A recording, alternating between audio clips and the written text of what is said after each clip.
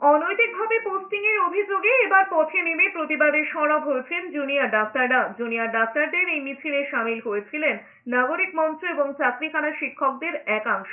অভয়া আন্দোলনের মুখ চিকিৎসক অনিকেত মাহাতো, দেবাশিস হালদার এবং আস্তকল্যা নাইয়াকে কাউন্সেলিং এ পছন্দের হাসপাতালের বদলে অন্য হাসপাতালে পোস্টিং দেওয়ার অভিযোগ ওঠে। এর বিরুদ্ধে স্বাস্থ্য ভবন বিক্ষোভও দেখান তারা। এবার পথে নেমে প্রতিবাদে সামিল হয়েছেন তারা। আরজিকর হাসপাতাল থেকে শ্যামবাজার পর্যন্ত মিছিল থেকে শুধু অনৈতিকভাবে পোস্টিং এর বিরোধিতাই নয়, অভয়ার ন্যায় বিচারেরও দাবি ওঠে। গ্রামে গঞ্জে পশ্চিমবাংলার যে কোনো প্রান্তে যেতে আমাদের বিন্দুমাত্র কোনো সমস্যা নেই, সেই জায়গা থেকে তারা জয়েন করেছে।